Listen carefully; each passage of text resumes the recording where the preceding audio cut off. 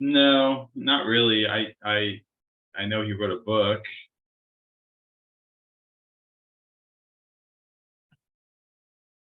Okay, I see by the clock on the wall, it's 3 o'clock, time to call to order the Board of Directors regular meeting for Wednesday, August 23rd. Have a roll call, please. Director Meyerhoffen. Director Duff. Present. Director Griffith. Present. Vice President Sewell. Here. President Martin. Present.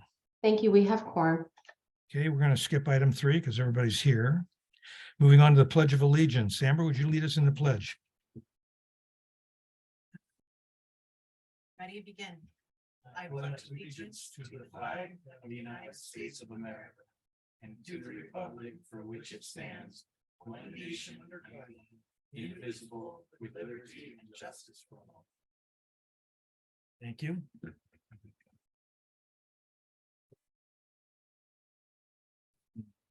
Do we have District Council here for the rules of procedure? We do. Okay, So according to the rules of procedure adopted by the Board of Directors, all noticed meetings are conducted using Rosenberg's Rules of Order as a procedural guideline. Directors should refrain from responding directly to public comments at meetings of the board. The president of the board presides at all meetings and decides all points of order and procedure during meetings. The president is responsible for the maintenance of order and decorum at all board meetings. No person should be allowed to speak who has not first been recognized by the president. No member of the board should speak more than once upon any one subject until every other member of the board wishing to speak on that subject shall have been given the opportunity to speak. No board member shall interfere with the orderly progress of a board meeting. The board president regulates the amount of time to be dedicated to a particular agenda item. thank you, Counselor. Before we go any further, there's going to be some changes in the agenda. Given the recent storm, it's been requested that we make 2 changes to our agenda. First, we will postpone the July HR report until next month. This will allow staff to remain in the field and focused on necessary repairs. We will honor staff's anniversaries and accomplishments during the next month's regularly scheduled board meeting. Second, we're moving the general manager's report to the top of the agenda. Given the damages and destruction from Tropical Storm Hillary, it is fitting that we move this item to the beginning of our meeting. And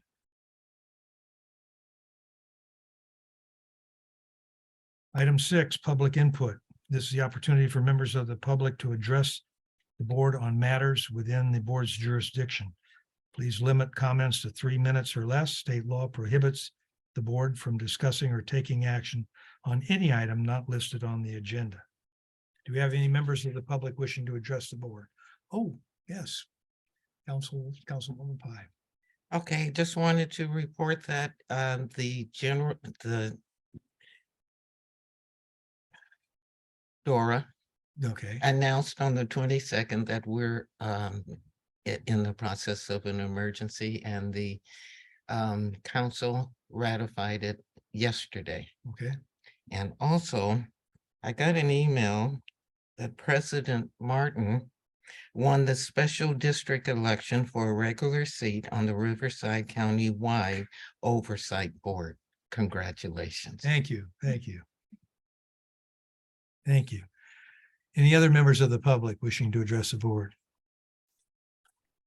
Dory, anybody on the phone? No, sir. Okay. With that, we'll take the general manager's report.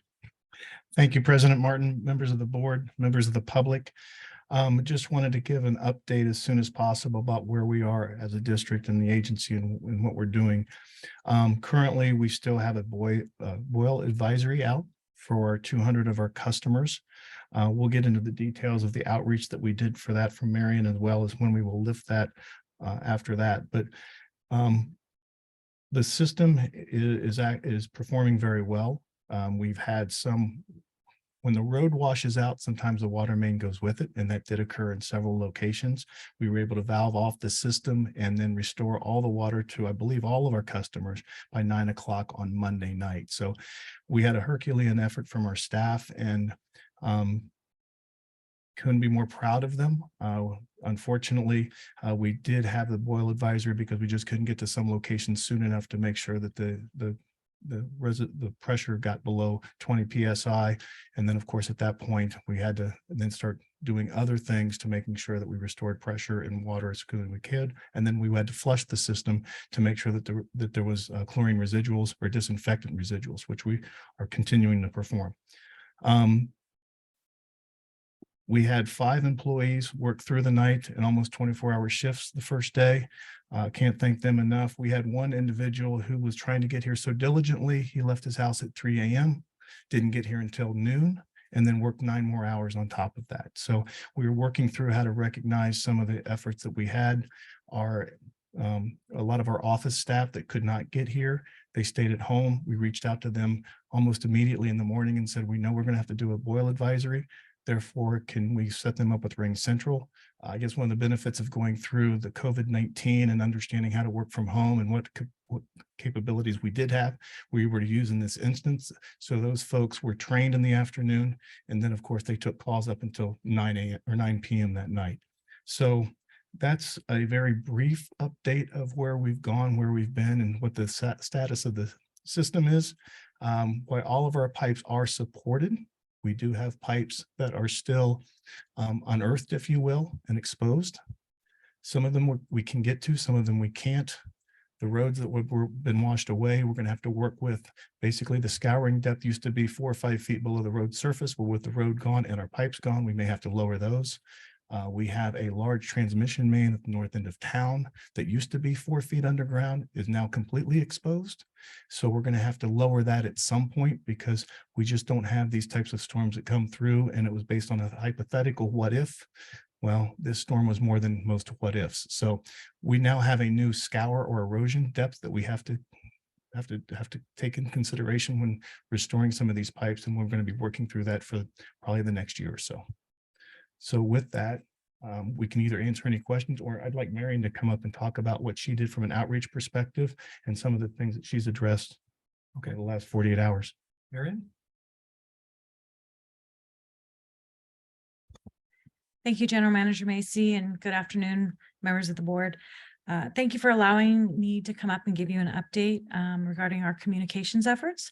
Leading into the storm last Friday, we suspended all of our regularly scheduled and paid social media posts. And then we shared our emergency video, our emergency preparedness video and webpage to the website. I also made contact with the city manager's office, and then we were able to share some information on sandbags on our sites to our residents gearing up for the weekend. And that included Nextdoor and Facebook. By 6:30 Monday morning, after we started to really understand how hard the entire valley was being hit, I also added an emergency message to our website informing customers that our lobby would be closed on Monday, and directing customers to use our phones for storm-related issues and our portal for any regular customer service issues. We also created a status page under the URL mswd.org/Hillary that could serve as a one-stop shop for anyone needing emergency information about the district. If you go to that website even today, you'll notice that we're continuing to put status updates with times and date stamps so that people can see on a chronological order where we're at and how things are going, especially when they're related to the boil water notice.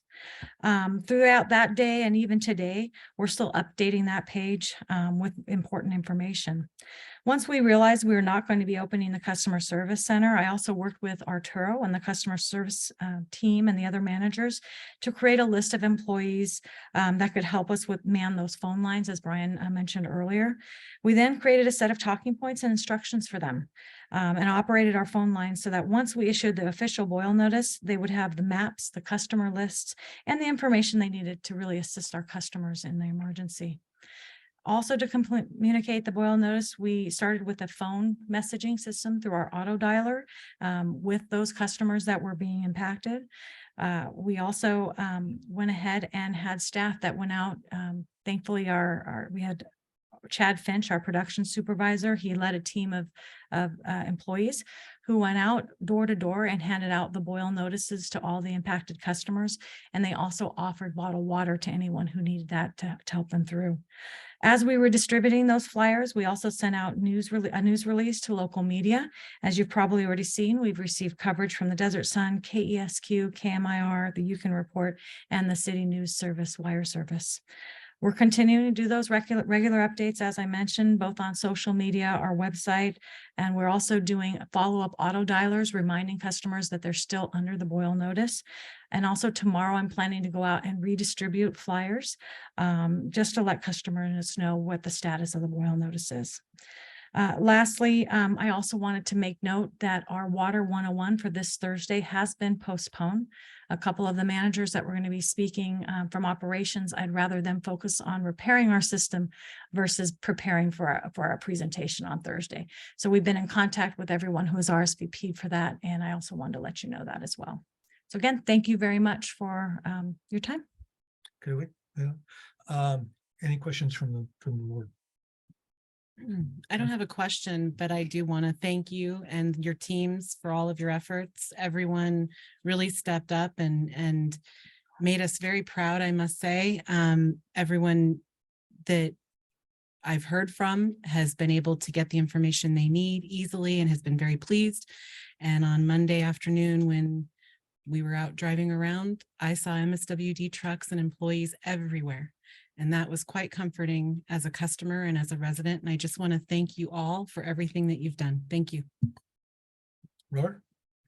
No questions, just to reiterate, but also, it's times like this that you see people prove themselves. And I have to say that MSWD staff has done that. I know that Danny, who was up working for 24 hours, and that's certainly something at my age you wouldn't do because, 10 p.m. you're out. But it's impressive to see people that continued to work beyond what was expected.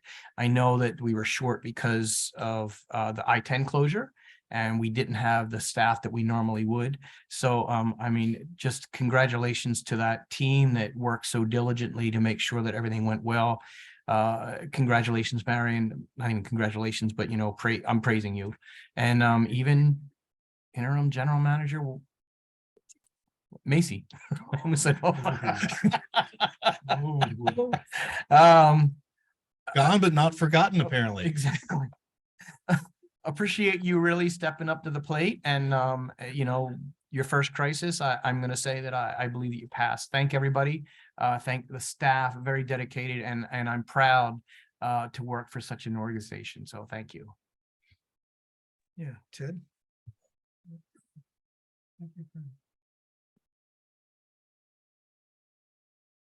Director Meyerhoffen, we can't hear you. Please use your mic. So thank you for all you did for getting the word out there. I was wondering during the storm what could possibly go wrong, and that was the only thing I came up with. The pipes could get washed out. And I appreciate our interim general manager Macy giving the board of directors a call and an update. And I do have a number of questions for you, but I know you were busy that day, and I just wanted you to concentrate on that. So you'll get those 21 questions I usually have coming up later. Thank you again. And thank you to the staff too for all you've done. Ivan? Yes, just echo kind of the general sentiment from the board. Thank you to staff, but a big thank you to those 5. I know it's one thing to be here for 24 hours working, but that's another a full day away from your families while the storm was happening. So I know that was probably an extra just level of stress on top of everything. So thank you again. And then I did have one question, and that was just, do we have an estimate on the boil notice on hopefully when it would end? Through it, or Danny, can you? No, we need to get on the mic. okay. So we have to have 2 tests. The first one, once we get a clear test, we have to wait another 24 hours before we can take the second test. So at the earliest we probably are looking at is sometime late on Friday or Saturday morning. We Danny's guys have been working, they've been flushing the system and they've been working very very hard to get our system ready for that first test. And so hopefully, like I said, I am very hopeful that we'll get that late on Friday. Once we do have the all clear, we will be going out to each individual home again, passing out flyers, letting them know that the boil water notice has been lifted.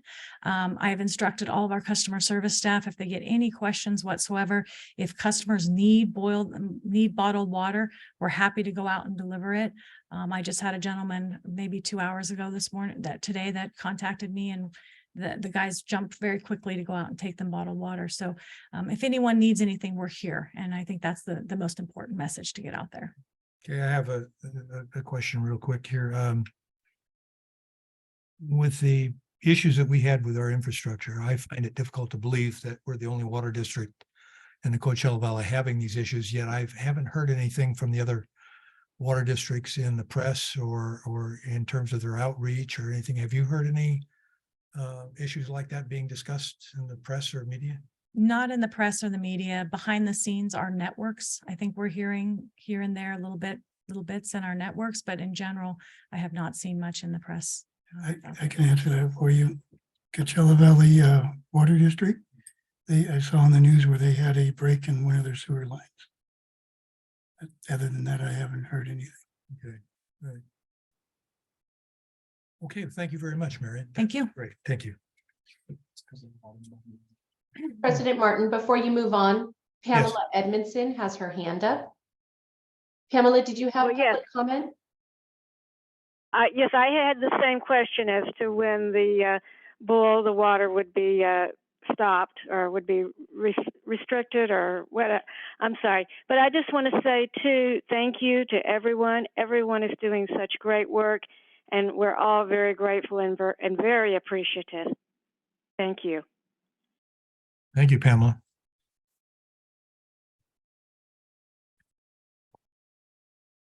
Okay. Anything else, Ryan, on that? No, I think we touched on the high points and again, just thank you to the staff for everything they did. Full night and everything like that. And yes, we will hope to have the boil advisory lifted by Friday at the earliest. It may be a little bit longer than that, but the fact that we continue to flush and we're continuing to get good residuals and things of that nature, we do feel pretty confident in that. And I think that's why some people are confused that the water looks clear, everything looks great, and it should. It does. It is okay, but going through the regulatory process, we do have to wait up to 48 hours. So, thank you. Okay. Moving on to item 8, resolution 2023-16, amending resolution 2023-05, revisions to Mission Springs Water District personnel rules and regulations. I think we have a presentation today. No? We do not have a presentation, but Oriana is here to answer any questions you may have. Is there any questions from the board on that issue at all? Yes, I have one. The 2.5% for if somebody has a bachelor's or master's degree. On the education and incentive pay. Yes, it's here off the top, page number 5. Yes. Down at the bottom there, A, higher education. Yes. Thank you, Director Mayor Hopper, for that question. Yes, it's 2.5% for somebody who has a bachelor's degree or a master's degree that is related to their job. Related to their job, it is not in their job description. So just because we have for myself, for example, I have a lot of different certifications. I do not get any extra pay because they're part of my actual job description. So it's unrelated to the job. Not related to. Related to, well, you just. Well, no, for example, someone may be required to have a distribution 2, but they have a 3 or a 4. So that's where the 2.5 comes in, or they may have a degree because they've studied in something else, but was similar to water, whether it be chemistry, biology, or something like that. Is probably a bad example, but if that happens, then we would give them that 2.5 because we are getting a benefit of that extra education. All right. My next question is, did you meet with the staff to see what their input was with these changes? This particular rule has been in place for about a year now. When we did, yes, we met with them as far as the certifications and the applicable educational incentive. So today, all we bring is the update to the language BS and MS to the actual bachelor's degree. But yes, this was effective last year and we met with them. It was part of their employee request back in 2022. So I'm talking about the whole overall, so I didn't explain myself, the whole package here. Everything that, all these changes were discussed with the staff at one time? All of these changes proposed? Everything in red here was, No, just the incentive pay, the bilingual pay. Some of them are dependent on the law. Some of them are clarifying language. So no, we don't have it as a practice to discuss every single change to the employee handbook.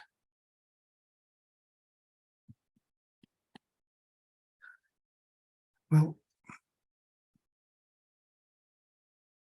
I'm not sure if I agree with that or not, but because you're changing the terms and conditions of how they were when they were originally hired.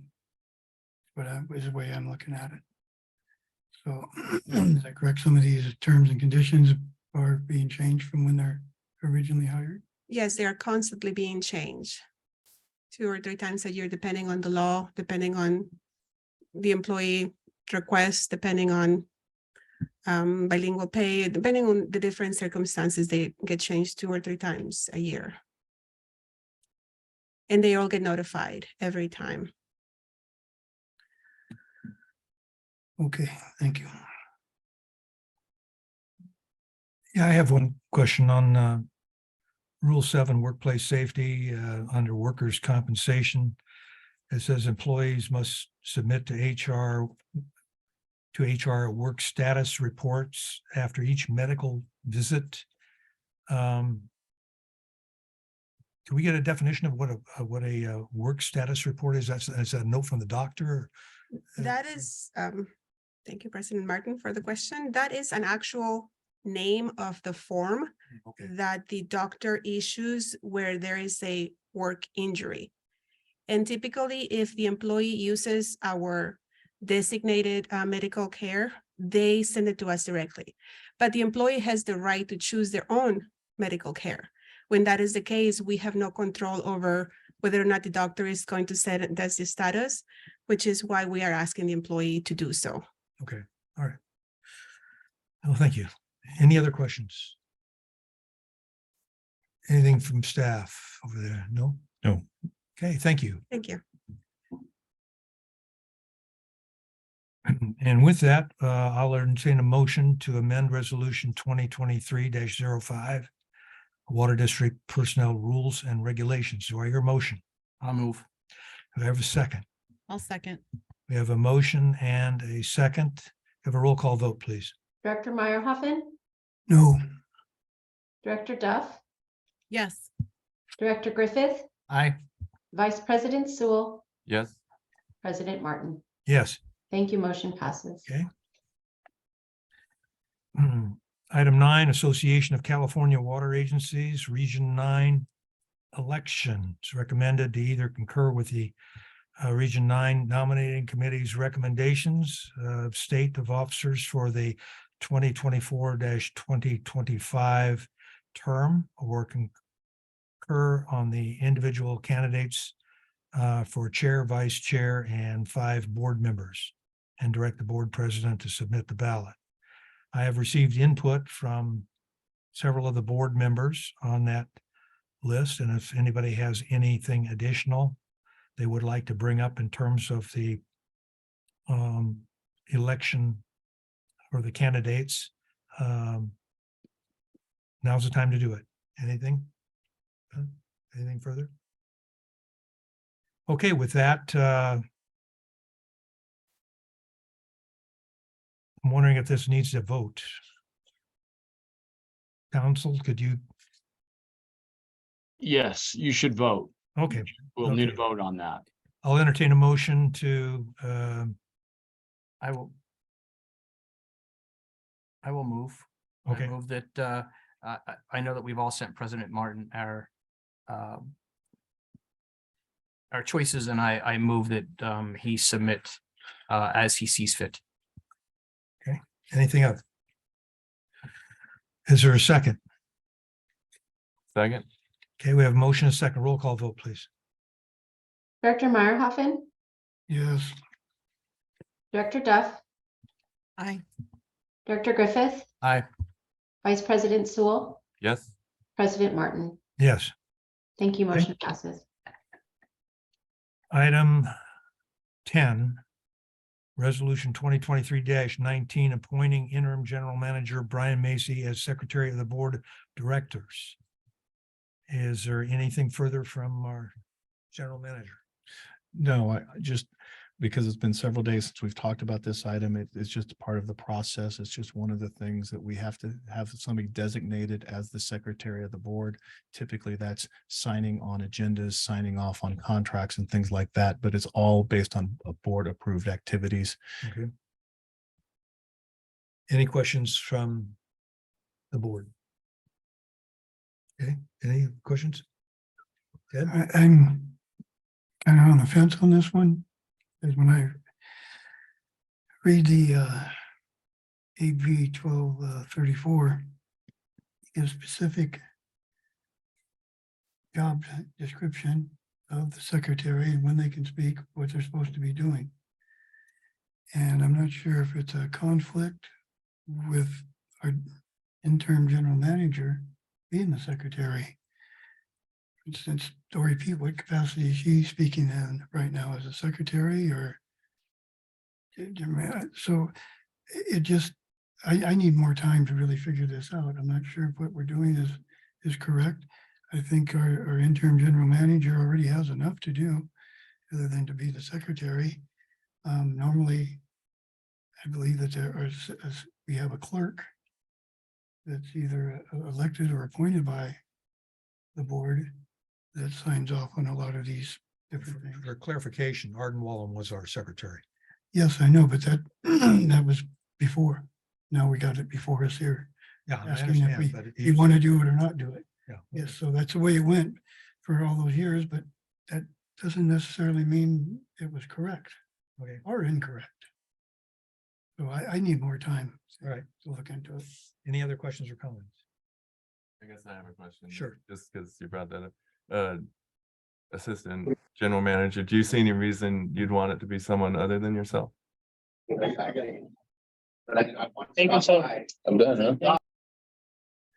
Based on the description of the activities that's expected of that position by our legal counsel, I feel comfortable being appointed this position. I'll move the item. You have a second? I will second. We have a motion and a second. Can I have a roll call vote, please? Director Meyerhoffen, No, Director Duff, Yes. Director Griffith, Aye. Vice President Sewell, Yes, President Martin. Yes. Thank you. Motion passes. Okay, moving on to item 11, strategic plan review and direction. Brian? Yes, President Martin.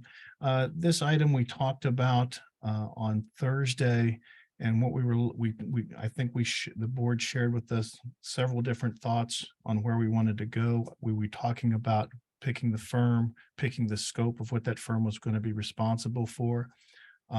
I've gone through my notes and conferred with other people. I believe it sounded like the board may have been leaning toward one firm. I believe that would have been Woodward and Kern. And then we were talking about the one piece of that is how many meetings we wanted to have and ask them for to put in their scope, which was, I believe, 3 from the board and maybe 3 with the staff. And then, of course, do we do a customer survey as part of this or make that an item to accomplish in the coming months, 1 year? Those were what I had written down, but it's completely up to the board to decide something other than what I remember or what I wrote down. Okay. Amber, any questions or comments? I concur with your recollection. I think that's the direction we were moving. I would like to see what would be necessary in the contract negotiations with Woodward and Kern to try to reduce it to more by about $10,000 or so.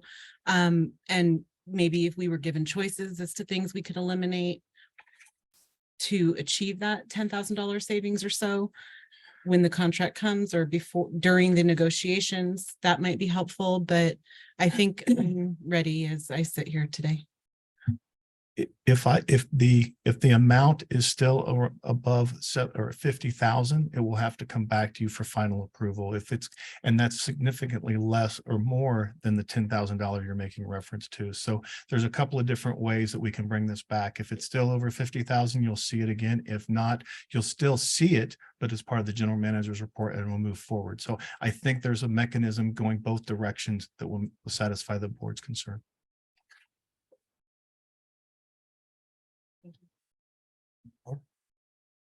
It's probably gonna come back to us, so just, that's my prediction. That is the direction that I was leaning. I was hoping to get something in the 75 to 80 range, if possible. I think that might be doable in terms of not to exceed costs. So if you could maybe explore those options and bring those back, I would appreciate it. Okay, will do. Good. I was hoping we'd stay more like in the $35,000 range and work our way up. So I don't agree. Thank you. Ivan? I agree with what's been said and the direction we're looking at. So thank you. Yes, I concur. Looking forward to moving ahead and getting this underway. So anything further from staff?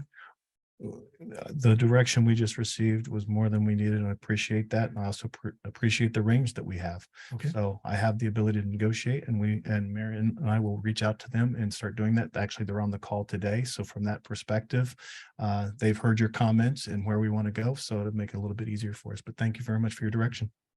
One last comment I can make is I may have said this during our study session.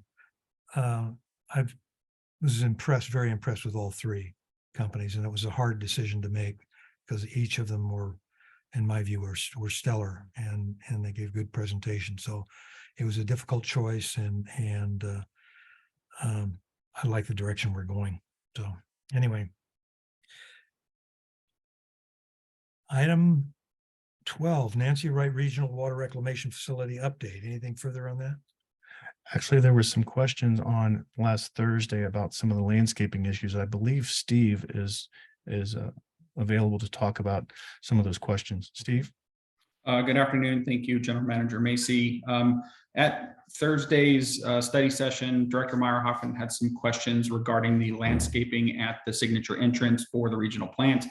So I'd like to share with you the planting palette just to help answer some of those questions and kind of show that the rendering that is shown on my monthly presentation isn't exactly accurate to the planting that will be done at that area. So with that, I will share my screen. So there are 4 trees proposed at the entrance. There is one palm tree on both sides, but that palm tree will be kind of bookended by a chaltapa tree. Oops, sorry, I'm going too fast. So there is several different trees proposed on site. The first one is this chaltapa tree. The second being a blue Palo Verde tree, as well as an Arizona redwood. And then again, those will kind of bookend the California fan palm on each side of the entrance. So as far as shade goes, the other trees proposed will provide a significant amount of shade. All of the trees proposed are again drought tolerant and native landscape appropriate for the desert. Around as far as ground cover goes, there are several different shrubs and ground covers proposed. There is the Maricopa red shrub shown in front of you. There's a brittle bush with some nice yellow flowers, a Baja Riolia. And then as far as ground cover goes around that, it'll be a kind of a mixture of desert marigold flowers, bullgrass shown at the bottom there. evening primrose, brush sage, and then a couple different flowers, a globe mallow and a prairie zinnia, and a few cacti, including a hedgehog cactus and a compass barrel cactus, and then an ocotillo cactus, as well as a purple prickly pear. So again, it's a really good mix of, shade cover from the trees and then native landscaping down below that. And any of the infill will kind of be done with a native forb grass seed mix, which is your annual desert flowers that will kind of bloom naturally each year to kind of fill in the rest. So that's really what's proposed at both of those. And I just wanted a chance to share that to be clear what was actually proposed there, and that the rendering, when it was done, just not a lot of effort was done into actually rendering that landscaping to exactly what's proposed. Any questions on the landscaping? Good. Yes, sir. First of all, the palm trees. We really don't need palm trees. They're gonna cost the district money. You're gonna have to hire somebody to climb up it and trim them. And they're really not worth anything. And how will we know if we're going to be getting a date palm or one that doesn't produce dates? That seems to be a problem through that we're having somewhere. Anyways, and then all that ground cover, all the maintenance on that. Who is going out to the Nancy Wright treatment plant to look at this? We don't even have that in front of our building here on 2nd Street. So we're spending a lot of money here on landscaping at a location where it's really not necessary.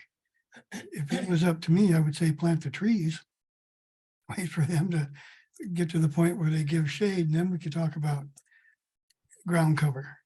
But for right now, that's a lot of money being spent, not only on maintenance, but on plants, like I say, for a location that nobody's going to look at it. That's all I have to say. Thank you. Ivan?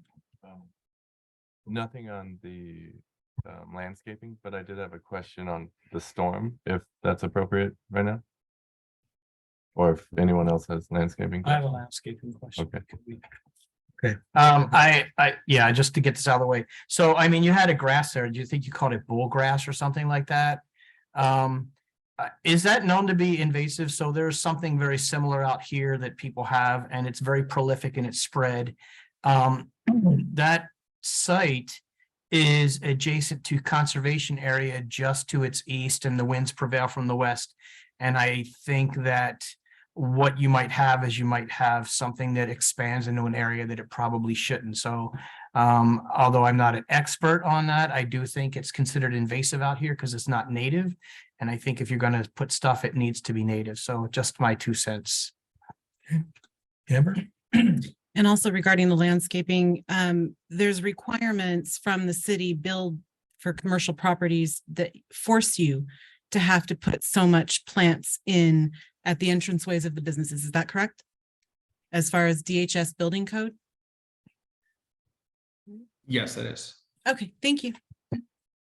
Let me just reiterate, the answer to your question is yes, we are self-certified for this particular location because it is a wastewater facility. However, to be a good neighbor to others around, and Director Meyerhoff, there isn't going to be many people down there day one. But once Amazon and some of the other things happen down on that corner, there may be people. Now, do they come up Little Morongo? More than likely not, but we were just trying to be a good neighbor. Now, that's not saying that what we have on the plans now or what we have planned is what we can put there. We have the opportunity now to change that, I believe. I may be I don't think it's been ordered yet.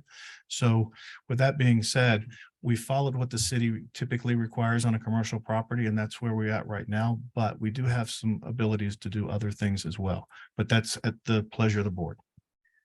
Well, I agree that being a good neighbor is good, and following what the city guidelines are is good.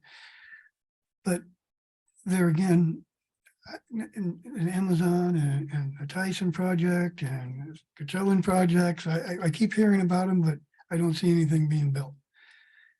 And we're way out there, and it's like nobody's there, and it may be another 4 or 5 years. This is why I'm saying plant the trees, so if they get established, and then we can be a good neighbor and come in and finish up with the landscaping.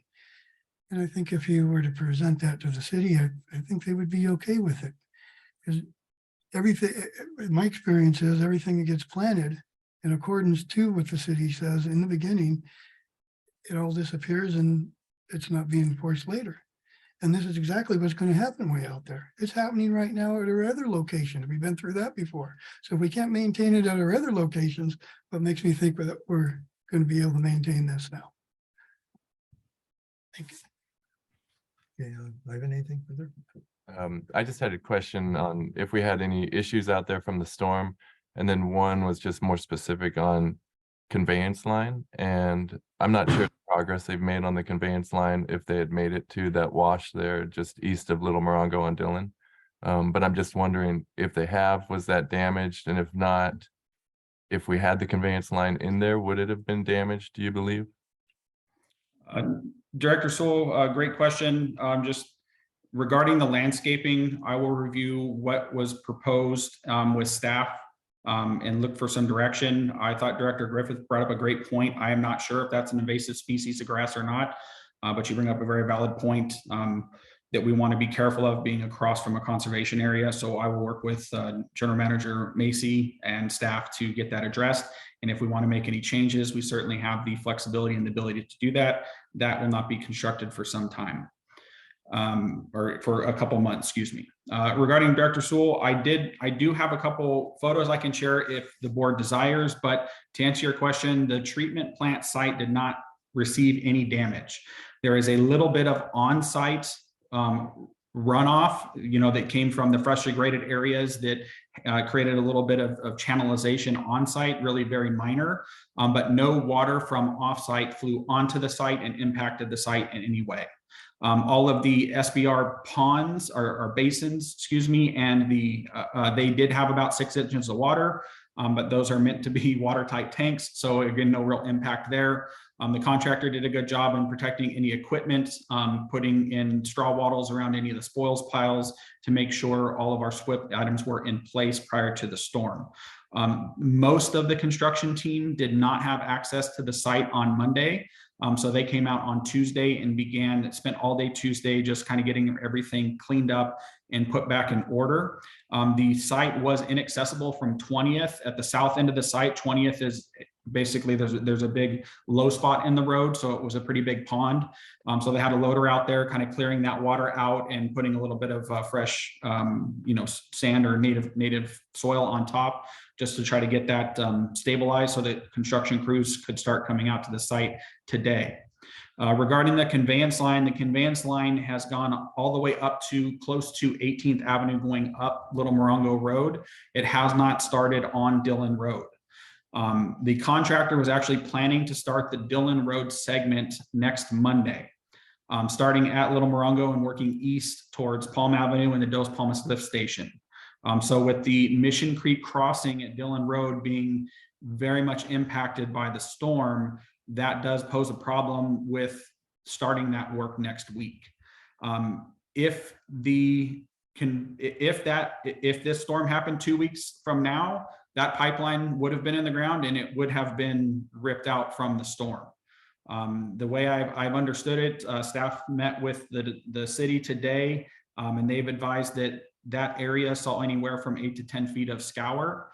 And this pipe would have potentially been, ripped out along with another agency's water line that went through there had it been constructed. So right now we are working with the contractor on seeing if we could maybe start at the west end of the job and work up Dillon Road. That gives some time for the city and flood control districts to figure out what their plans are with the low flow crossing or Arizona crossing at Dillon and Mission Creek.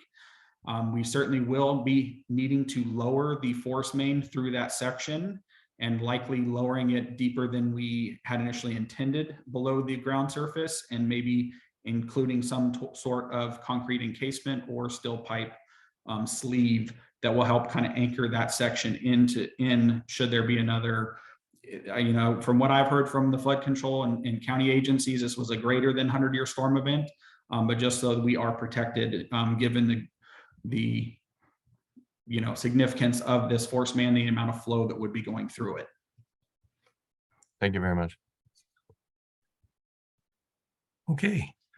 I have a question. Yes. Sorry. Go ahead. Now that we're on that subject, So I believe, did we not have, was it at that point gravity fed, or is there a pump further down to raise that up to go gravity fed down Little Morongo to the plant?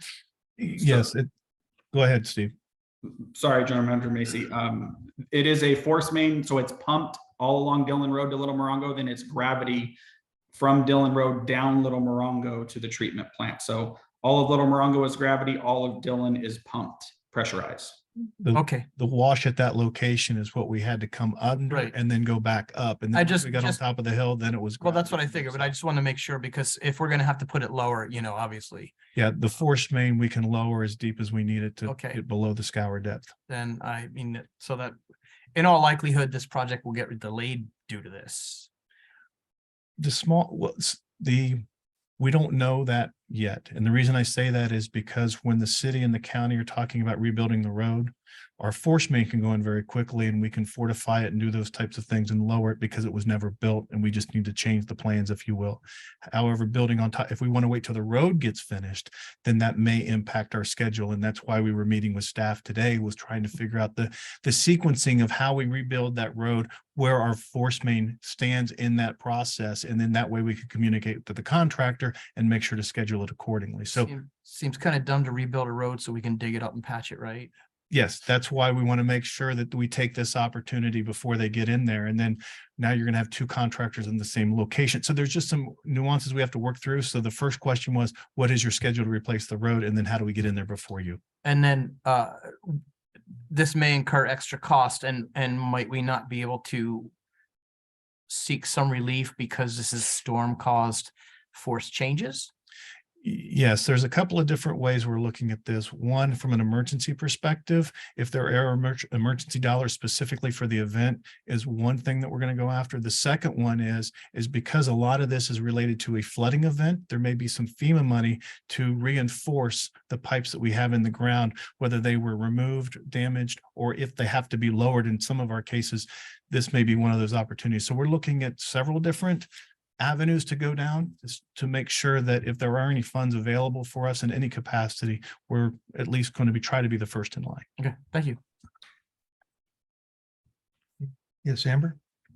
I'm glad to hear about the site. I'm glad that it's okay. I was very concerned given all of the flood channels in and around it and the road closures nearby. One or two questions, actually. One question follows up from Thursday that was actually Director Griffith's question. Were you able to check with staff as to whether we've received any of the money from the grant payment? I did put out a feeler to both the contacts I have at the state level and have not gotten a response back on the status of the payment for the first reimbursement. Okay, great. And then also, you're familiar now that you've been out there, the rain gauge that was out there on site. Are you able to, or do you recall what it was? I'm just curious how much registered out there. We don't have a formal rain gauge on site. I can only speak to the amount of water in the basins, which was about 6 inches over that 24-hour period. You may want to check with your QSP because the rain gauge is mandatory. So you should have one somewhere on site. Okay. But thank you for that. Appreciate it. Moving further. Okay, President Martin? yes, Here's Pamela Edmondson may have a question or a comment.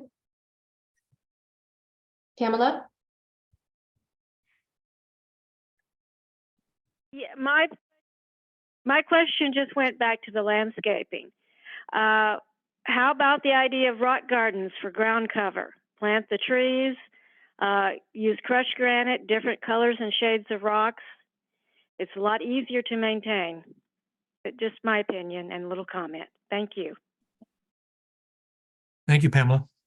Just one point, since we're still on landscaping, the one thing that we have not brought to you, and it wasn't part of the plans, we don't have a board big enough to put Nancy Wright Reclamation Water Facility at that location. So we are going to be bringing something back to the board for consideration on this. So I appreciate everybody's input, and we will definitely take all of this into account as we start bringing that to you. So there are some revisions that we know are coming, but we'll take all of the things. I'm not clear on what you're saying about there not being enough room on the board. What we had there was a small little I guess, a plaque, if you will, or something out front that said, hey, this is our address and this is the regional wastewater, regional wastewater reclamation facility. But then when we change the name, we don't have that extra space, and we're gonna have to coordinate something a little bit larger for that entryway feature. Okay. That also includes the 2 beds that bookend both sides of the driveway. So just get a bigger sign, basically. We're gonna have to work through that too. And then, of course, to be honest, when we were doing the design of this, we didn't know that there may be an administrative building or a critical services center. So we'd want to match up whatever signage we put at one with the other. And then also probably add it at the Horton facility as well. So there's some things that we're working on that would incorporate all of these. So I guess my point is that we are looking at this entry feature, not only for the reasons we talked, but also for other reasons as well. And we'll bring that back. Okay. Anything further? The last thing about this particular project, on Friday, we were given a notice of violation. We've given both copies of those letters to the board. We have reached out to the regional board, and we're going through that process to make sure that we get the extension that we requested and things of that nature. I just wanted to be transparent in that we did get a notice of violation, and we are working with the regional board to see how it influences us or impacts us in any way. Because the pump plant is not working, or excuse me, in operation, there's no environmental issue or anything like that. So we don't expect to have anything more than just the letter, but we are going to work with the state. This letter was given to us because we're working with the state and negotiating another monitoring well down there. We had 3 that were approved plus an alternate. One of the 3 approved, I believe it's the one that would have gotten wiped out with this flood, we didn't have access to because we didn't own the property. So we were going to the alternate location. At that time, the state came back and said, the alternate location, why we saw it, we didn't catch it. We don't approve of that. And that's what started the negotiation and basically where we are today, and still negotiating with the state and why the extension was necessary. But the fact of the matter is, we did miss the extension. We did miss the deadline of when we had to file for that extension, and that's what triggered the NOV. I just wanted to make sure that the board was aware of that. And if there are any questions, we can answer them at this point. Okay. Amber? Could Director Griffith go first, or someone else? I'd like to go last, please. All right. Robert? I have lots of questions.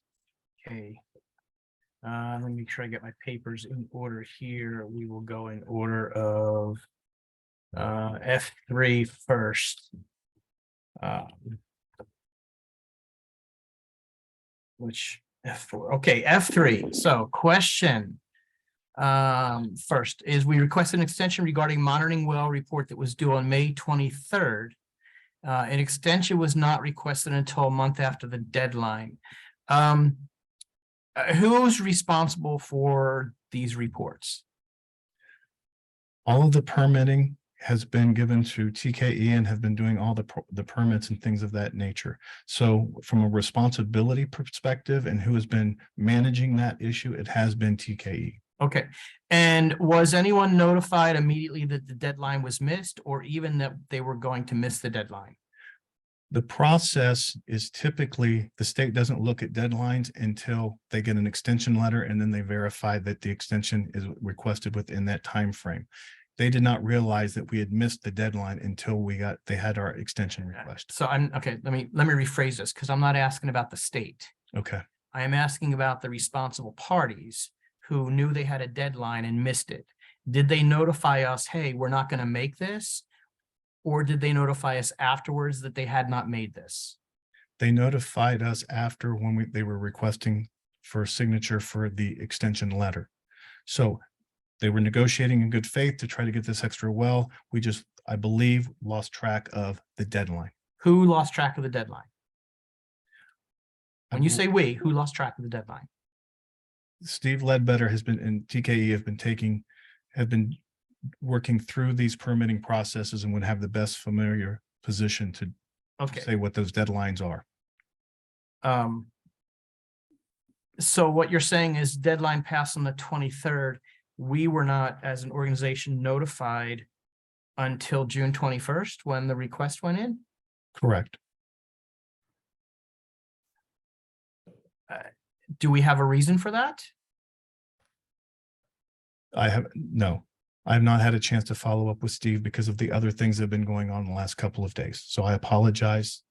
My focus was on it on Friday, but when we got back on Monday, it was somewhere else. Okay, so I can I'm, bring that back to the board at a later time. all right, well, I'm gonna tell you right now, that is completely unacceptable, because if I have a deadline and I'm gonna miss it, then I need to notify you, I'm going to miss this deadline, I need an extension immediately. To go a month and say, guess what, we screwed up, that's not acceptable to me, right? So just everybody understands, that is not acceptable, period.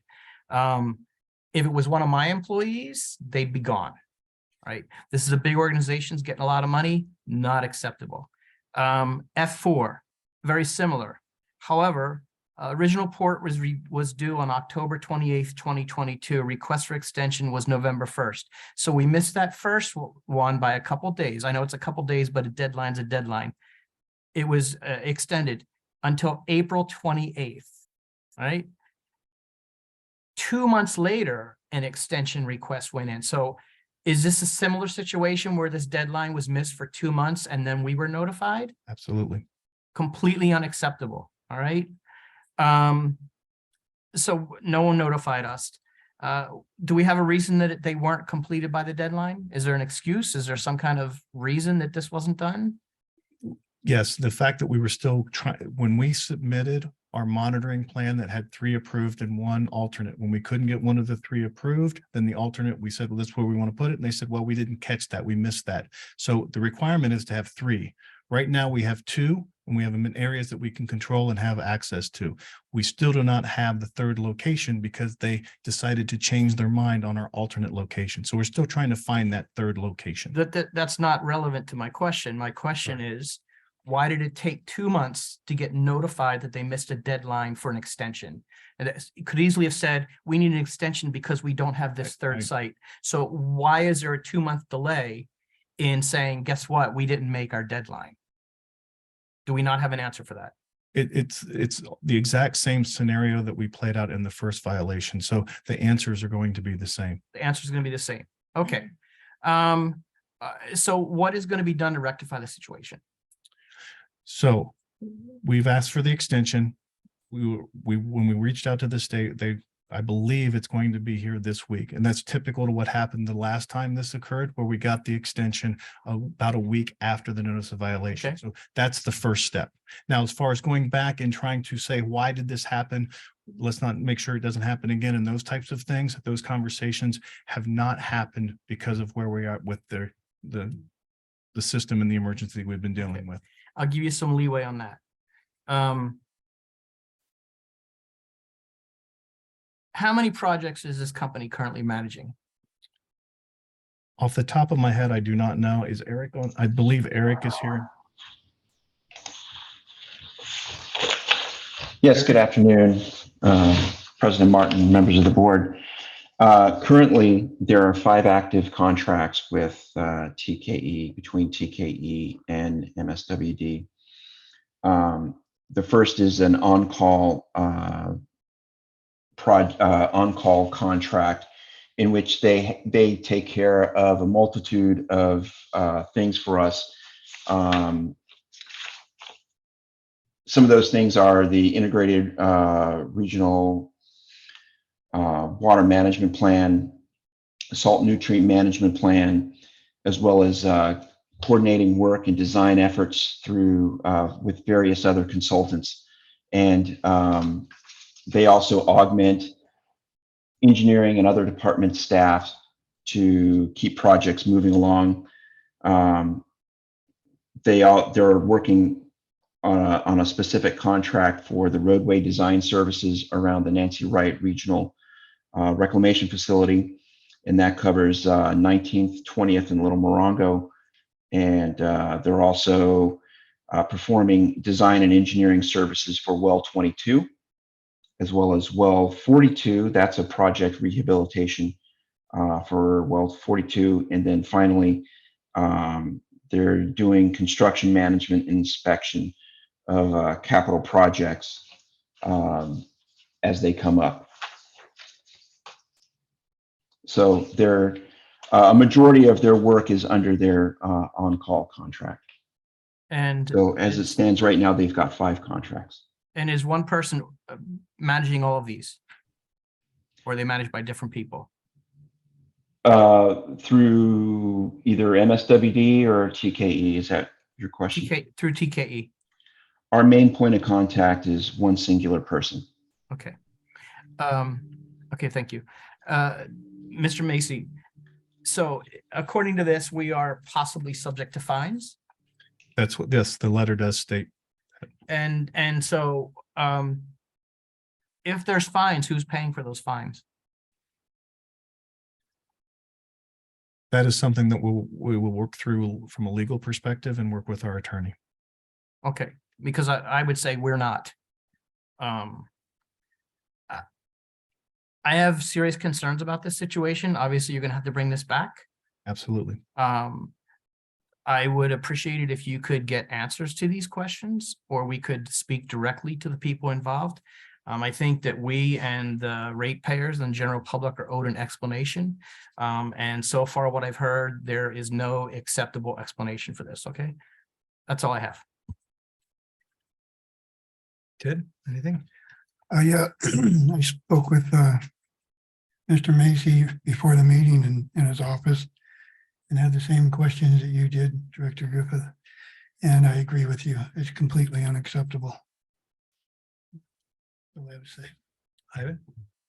Yeah, I'll just, I appreciate Director Griffith's comments. I'll agree with what he said. And I think to me, it's just a little frustrating that these exact requirements had missed a deadline previously. And then for us to get the extension and do the same thing again is, I just think, unacceptable. So thank you.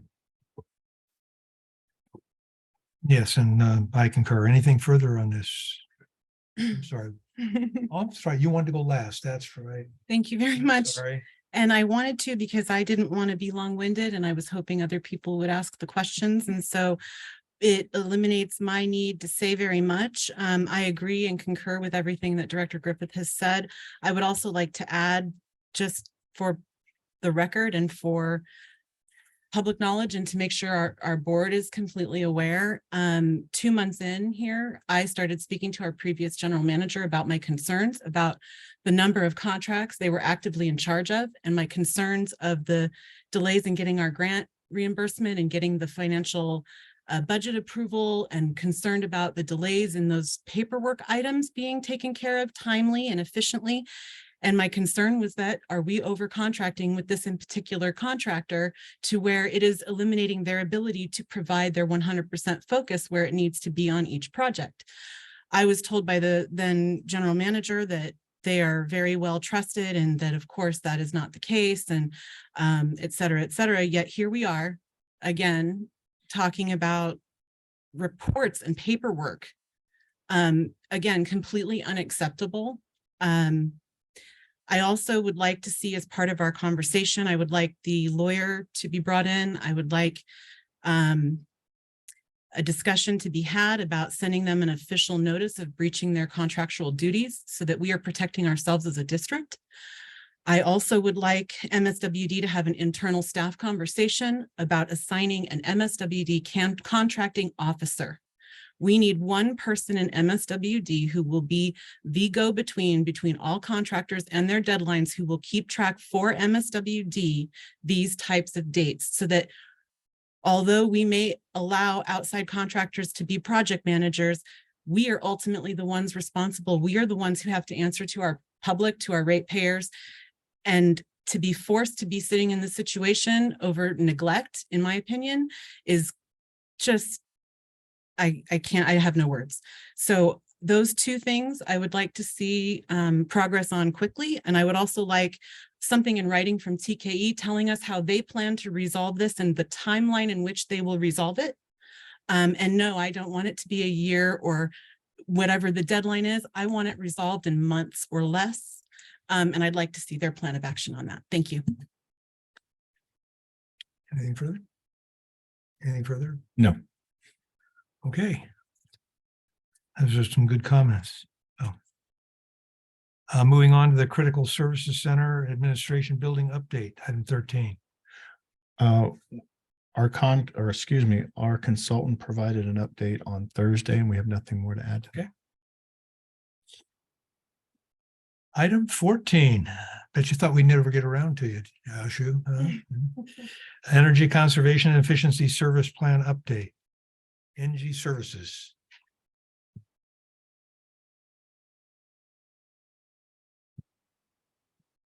Good afternoon, Board President Martin, members of the board, staff, Ashu Jain with NG.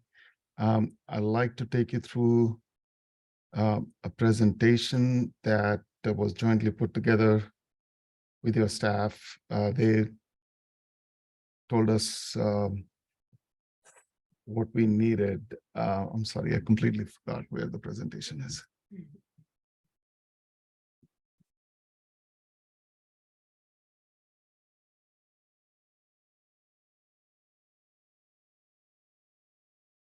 Okay, great.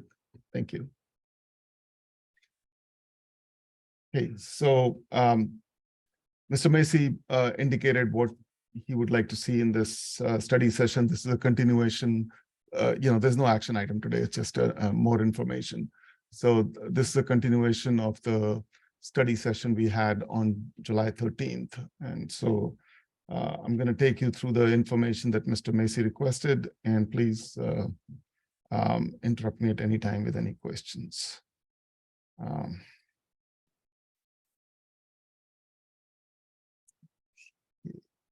Yeah.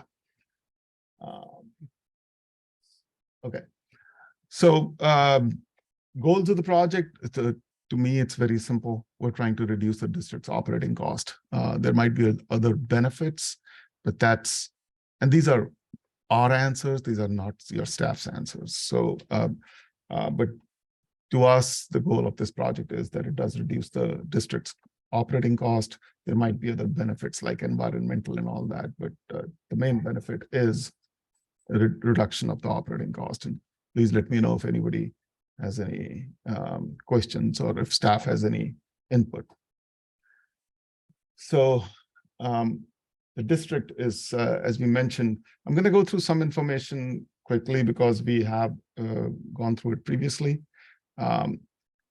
So the district is spending around 2.3 million right now in electricity. The scope of work is unchanged from where we were last time. It's 4.2 megawatts across 7 sites. There are 6 net metered sites and 1 what's called RES-BCT, and I'll go through what that is. By the way, I should have introduced Jeff Waldheis is our operations director, and he's been very involved in this. So if there are any really difficult questions, I'll have to bring him here. So net metering is what you get when you do solar at your home. It's the ability to buy and sell electricity every 15 minutes, and you get full retail value. So if SCE is selling you energy in that 15-minute period at 20 cents per kilowatt hour, if you're producing more than you're using, you sell it back to SCE for 20 cents per kilowatt hour. That all changed in April. It actually changed in December of last year. Because the utilities didn't like that. So now when you buy electricity, you buy at full rate, but when you sell it back to the utility, you only get 25% of the rate. So we fought this for a year. They have better lobbies than we do. So that was the end of it.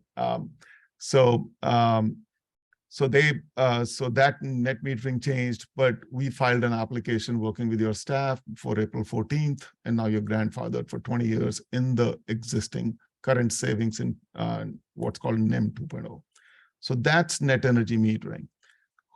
You already have a project, so you're actually you're pretty familiar with the RES-BCT. You already have a project where you produce electricity through that solar project, then you identify that energy, just the generation gets sold to SCE, essentially sold to SCE, and then you tell SCE, I want it allocated to these meters. You can do a maximum of 5 megawatts. We looked at all your accounts, and we realize that we can safely add 2.3 megawatts. So we are now adding 2.3 to your existing 1 megawatt. So you'll have approximately 3.3 megawatts total. And we worked with Mr. Friend to identify which accounts that energy should be credited to. Any questions on either one of these? Any questions? Yes. Is your company an energy wholesaler? On the East Coast, no, not, we don't do that. We are a utility. We sell energy on the East Coast, but and in Europe, but we don't do it in the on the West. It's a totally different division than what I'm in. Continue with your presentation. I may have. Okay. Thank you. So Mr. Macy wanted us to be very transparent on our project cost. And because I believe that the customer is always right, I agreed to it. I was a little reluctant about putting it in front of the board, I mean, in front of the public. But, and I have to tell you, this is an AIA format. And we don't traditionally use that because we don't do new construction. We do retrofit and replacements and all that. So we had to work on identifying where to put our costs in. So what you see is that, our total cost was 13.6 million. Typically, contingencies are 10 to 15% range. We are only charging 5% contingency. Unlike construction projects, we do guarantee performance for 20 years. So there's a cost to that. Design usually is in the 10 to 15% range. In construction projects, ours is only 5%. We do have a 17% overhead and profit, and 12% of that is overhead, 5% is profit. We could make a case that some of that 12% could actually go in, general requirements and development and contracting. So, but we wanted to be, we always tell people that we'll be transparent, and we are. So, so that's where the cost makeup is. Any questions? I do. Yes, sir. So in terms of like permitting and such, that's included in these prices, correct? This is turnkey. The district will have two costs. Their project management. If they, whoever let's say they designate an employee to work with us, and it's pretty limited. So that cost is not here. And there'll be some inspection and lab testing that we are prohibited because of a conflict of interest to include it. So that should be relatively minor. Those are the only costs. Everything else is included turnkey. I have a question, sir. Yes, Go ahead, Ted. Did I understand you right? This is the first time you've done a project this big? Oh, no. Our typical, we've done projects $100 million and all that. No. The first time we have in an agenda item posted our pricing. Okay, thank you. Yeah, no. We do. We only work for the public sector, and we've done projects ranging from 1 million to 1.3 billion. So, and your overhead and profit here, you said 17%. So you figure your company will make maybe 5% of that over the course of the next 20 years. We make money on construction. So the 20-year, there is a small maintenance contract, which is not much. I mean, it's in the cash flow. I think it's like 40,000-50,000 from what I remember. A year? So yeah, that's to maintain the solar project. We do all the cleaning for all the projects. We do all the electrical maintenance. So you clean the Right. solar panels, Yeah, and take care of all the electrical right. maintenance. So that's what the basic money we are making is on the construction cost as a contractor. Okay, thank you. Thank you. So as far as, how to finance this project, we worked with your staff. We worked with your finance director to issue an RFP. We sent it out to 13. We do not make any money on financing. We do not finance projects. So we sent out an RFP to 13 companies. 3 companies responded with proposals. You can see their interest rates. Interest rates have actually gone up by around 35 to 40 basis points since we did the RFP. So Bank of America was the lowest. The district is working with Bank of America. And that interest rate is locked until September end. So as long as the financing closes before September end, they will hold the 4.25 interest rate, even though the rate has gone up.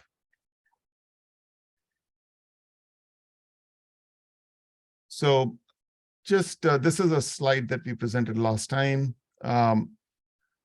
Project, you see the project will be financed over 20 years. Interest rate is 4.25. We've assumed a 6% escalation of electricity cost. Your actual escalation has been 15% annually for the last 4 years. We're guaranteeing the savings for 20 years. All O&M maintenance is by NG, and you will get 6.6 million in Inflation Reduction Act subsidy. So annually, you're saving around 281,000. And over the 25-year life of the project, you're saving 20 million. I have a question, sir. Yes, sir. I noticed here it said project cost is at 19,317,000. Yeah. Originally here, the first paperwork you gave us said project cost 18.4 million. Yes, How and did that's you- a how did you good miss it question. by a million? So we increased the RESBCT project size from, and I'm going by memory, but it's in that presentation, from around 700. We added 500 kilowatts to the size of the project. And that, if you look at it, the incremental cost per kilowatt is very minor. So we did add 500 kilowatts of solar since that time. And on the loan here, you didn't use a loan broker? How did you go to the bank to get these? Because we have a finance director, we do this for all our customers if they choose to, because we don't charge any money. Any financial advisor would charge you money. We don't charge any money to do this, and we go out for an RFP probably every week. So we just send out the RFP. This district is copied on every, all the correspondence, and the district gets the proposals along with us. So yeah, so this is just to save money. That's all. All right, thank you. This is a slide we showed before. You're completely paying for the project out of your operating cost right now, out of your electricity cost. And after paying everything, you're still, over the life of the project, saving 20 million. Mr. Macy wanted to see what each site looks like. And so this is a complicated site, but what I can maybe focus on the right 2 columns, or the right column, the internal rate of return and simple payback. The life of the project is 30 years. We've gone with 25 here just to be very conservative. But as you can see, the payback ranges from 8.5 to 13 years. So these are all very attractive projects individually.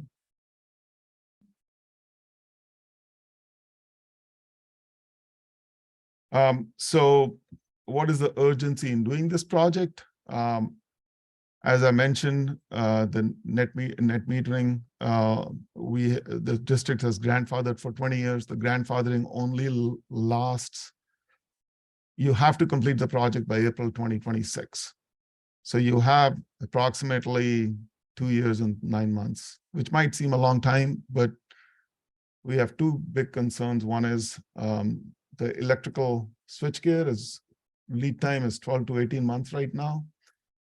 And SCE's response time is extremely long. We're doing a project for Ucapa Valley Water District, and this might scare you, but that's a very complicated project. And it's taken us a year to get SCE to approve everything. So that's the biggest reason.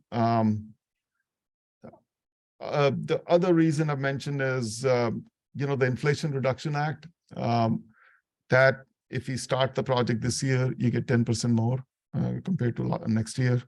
And also the RESBCT program has a cap, and 71.8 megawatts already been used. So there is This still has 40-45 megawatts. So it's not like it's going to go away by next year, by another 6 months, but it's something to consider that, it's not an unlimited cap, and it's not going to, SCE is not going to renew this program. When this cap is done, it's done. This is an old slide. We're guaranteeing 95% of the savings. We're reducing the district's electricity spend by 40%. Yeah, I mean, you're saving 20 million over the life of the project based on pretty conservative assumptions. So the roadmap, the next step, if your board and staff chooses to move forward, will be to post a public hearing notice, which is required by law, that we use by September 4th for the September 18th meeting. If the board will, if staff wants to put it in front of the board, then if the board approves the project on September 18th, financing will close somewhere within 7 to 8 days after that, based on the call that staff had with Bank of America. And after that, we will start working on the project, and we hope to complete it within 2 years, but best case. For those that haven't seen this slide, the first date is incorrect. It's 2022. Oh. So when I saw the 23, I'm like, am I looking at this backwards? I'm But sorry. no, that's 2022, and it is chronological from there on. It took Okay, a lot to get I past that. I've been apologize part of for the that. project for a long period of time. So just for clarification, sorry. No, I apologize for that, my mistake. Okay, any questions? I think that's the end of the presentation as far as, there's some material in the appendix.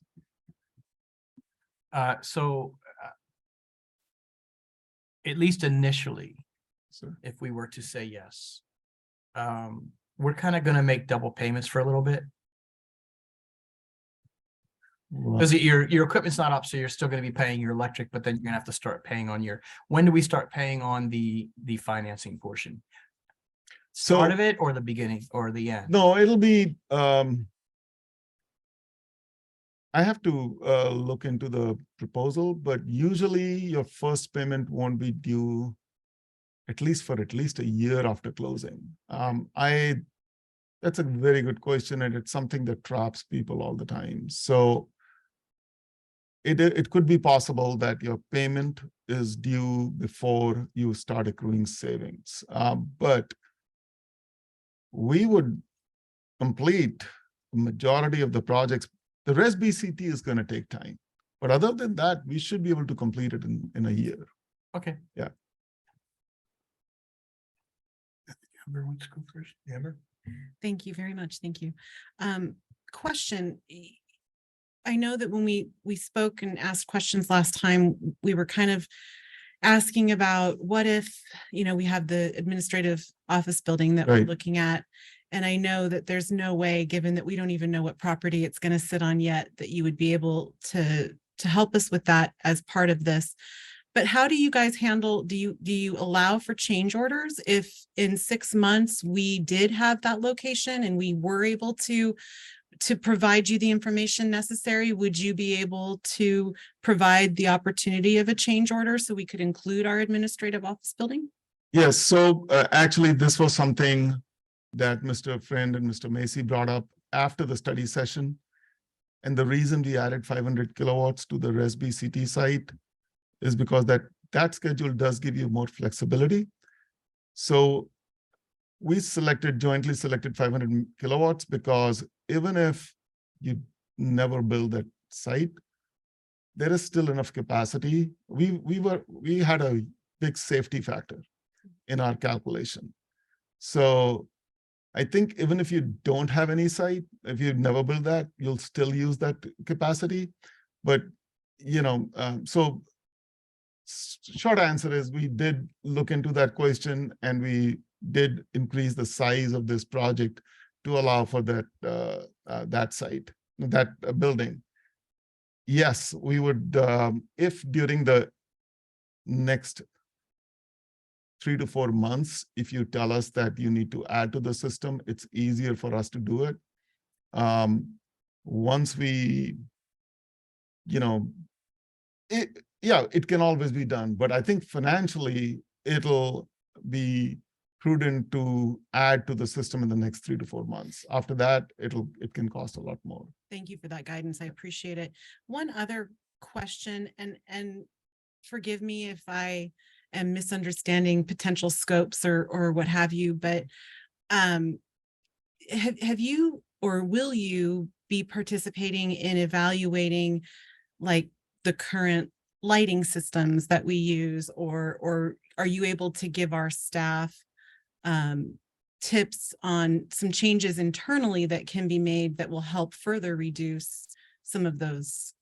That's a great question. So when we first got into this project, we had a long list of items: HVAC and lighting and EV chargers and battery storage.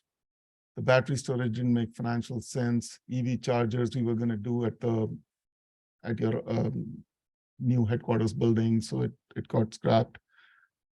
And the lighting and HVAC, I mean, that's our background. That's, so answer yes, we will definitely be happy to give you any kind of advice, and that's it's not something we charge for or anything like that. If there are any, a change order for something like doing lighting or HVAC, we can do that anytime. And, and it'll be good to do it when we already have staff at the, we already have a project manager, engineer all assigned to this project. They'll always be at site. So it'll be economical to do it at that time. Thank you so much for those clarifications, and thank you for being here tonight. No, thank you. So during the construction, we have 7 different sites here. Yes, sir.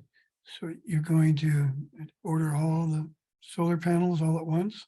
And then We will order the solar panels probably 2 days after board approval, because we want there are reasons for Inflation Reduction Act that we will like to get the solar panels delivered this year. It gets the district some additional contribution, not us, but it gets the district some additional money. Okay, I understand that. What I'm concerned with is in 2 years, it may change the construction of the solar panels. Like they're looking at chromium now, as you probably know, to use in solar panels, and there's other new technology coming up. So here we are with that time frame that something may change, and in the next 20 years, or in the next 10 years or 5 years, the panels may be outdated. So yeah, I have a concern there, and doing this all at once. Yeah, let me answer that. We've been installing solar since 2003, so it's been 20 years. The technology that we use today has not changed since the last 20 years. It is the exact same technology. The efficiency increases. So it was 11% when we started, and now it's around 22, 23%. We are using 545 watt panels. They just came out last month. So in the same frame, we used to do around 175 watts in 2003. Now it's up to 540. Will it change in the next 6 months? I mean, we have to buy panels. We can't buy them in shipments, and so will it change in the next 6 months? I don't think it's going to materially impact anything. I don't think they will. We haven't heard anything. We buy hundreds of megawatts of panels every year. Now, as far as your question about what happens if technology changes in 5 years, 10 years, you're making a decision today based on a cash flow, and it shows that you are saving money. If things become better down the road, it doesn't make your decision today any, it's not a wrong decision. Could you have waited and made more money? Possibly. But my example is, are you ever going to buy an iPhone, or are you going to just wait for the next, better iPhone to come along, or the next better PC? So you have to decide based on what you get today. we're guaranteeing you for 20 years that the money that we are telling you that you'll make that. So the decision today that you're going to make is still going to be valid, whether technology changes or not changes. In the beginning of your explanation, you said that technology hasn't changed, but it's gone maybe from 5% to 11 to 20%. 22, something like that. Efficiency. Yeah. How do we get to that 20%? Because the efficiency? silicon, it's a silicon wafer, that technology, you know, like chromium and all that. So the chromium is used in a panel called by First Solar, and that's used in utility scale. It has some, so it's a different technology, but it's not, there is 95% of commercial solar panels till date and today use the same technology that we have here. And we have been using the same technology. It's a silicon wafer. How much can you get out of that? Incrementally changes every year. All right, thank you. Just thank you for your presentation, and I really appreciate your willingness to be transparent and show the breakdown, even though that's not something you typically do. So thank you. And I'm a little worried on, I feel like the time to act is now, especially with the interest rate, the Inflation Act, the 2.0 NIM that you're able to get us grandfathered in. And I think all your calculations being pretty conservative, I foresee the price of energy going up much higher. So I think I'm just very happy with your presentation. Thank you. Thank you. Anything else? Yes, sir. I have one thing to add outside of what, as you was talking about, you talk about the Bank of America and going through that process.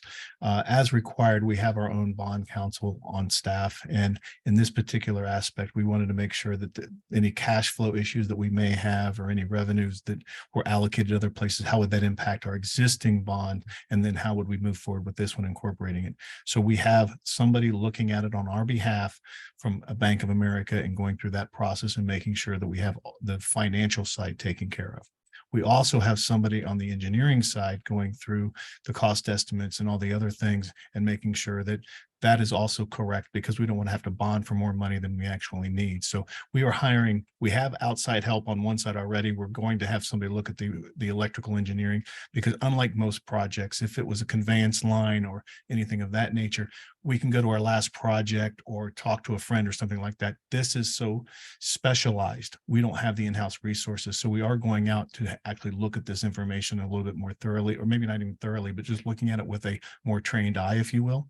So when we come back to you next month, you're going to be able to say that we've looked at it from this perspective, all of this lines up, and it sounds very consistent to what we've been said.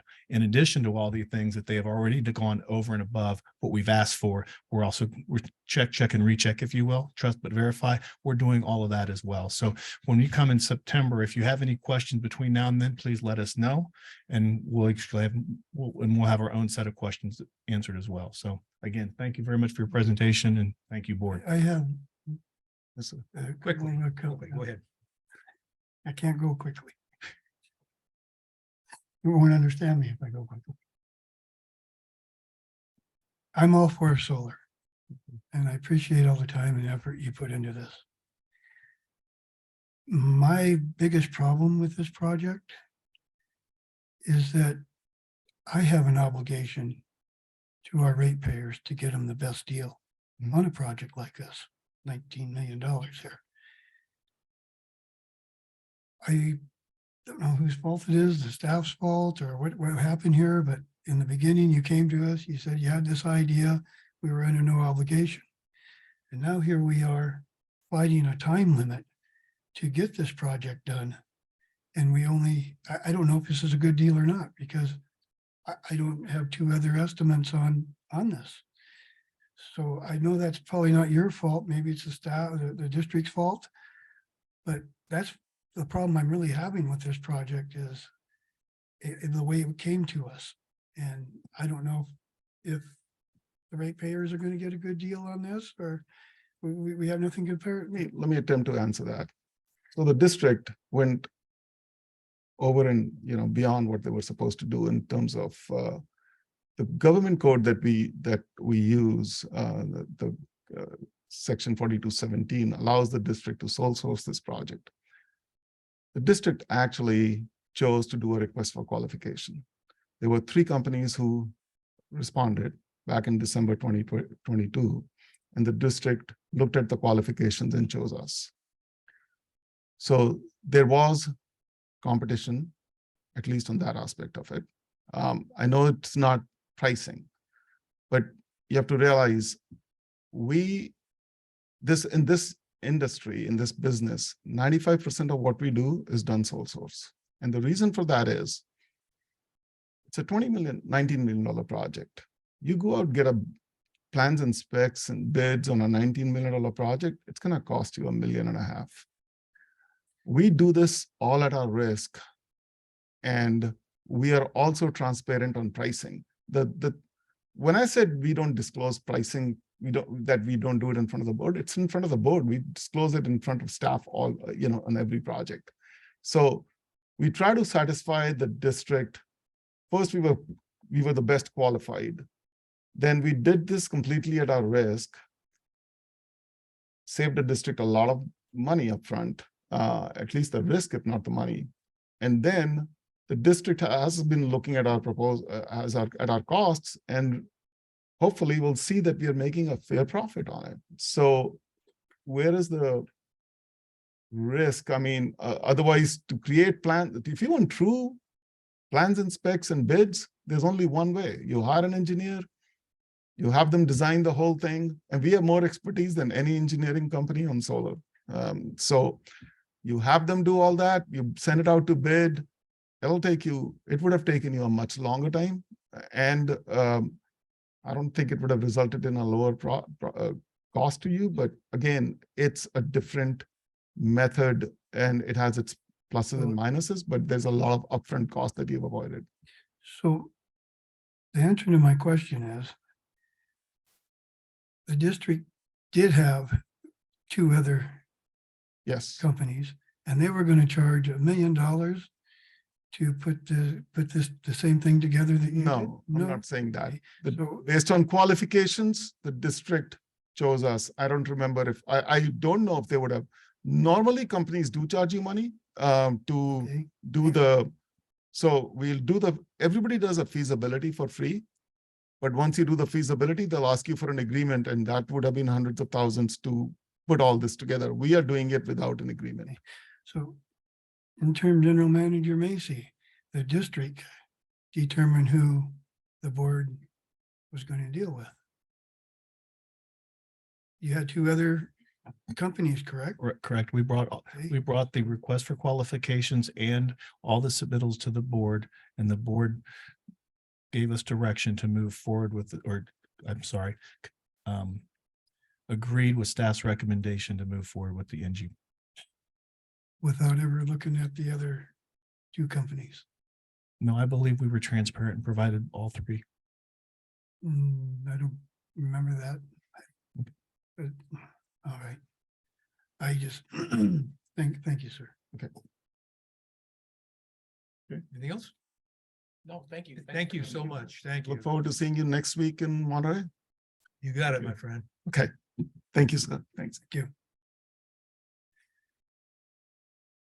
Okay, moving on to the consent agenda. There's 2 items on the consent agenda: approval of minutes for July 13th, July 17th, and July 25th, and also the register of demands. Are there any corrections or additions to the items on the consent agenda?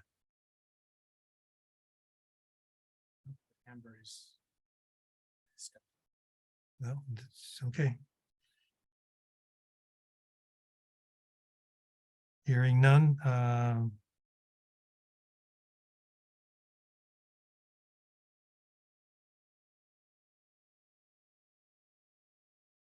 I will entertain a motion to approve the consent agenda. So moved. Is there a second? Second. You have a motion and a second to approve the consent agenda. Could I have a roll call vote, please? Director Meyerhoffen, Yes. Director Duff, She stepped Director out for a Griffith? moment. Aye. Vice President Sewell, Yes. President Martin. Yes. Thank you. Motion passes.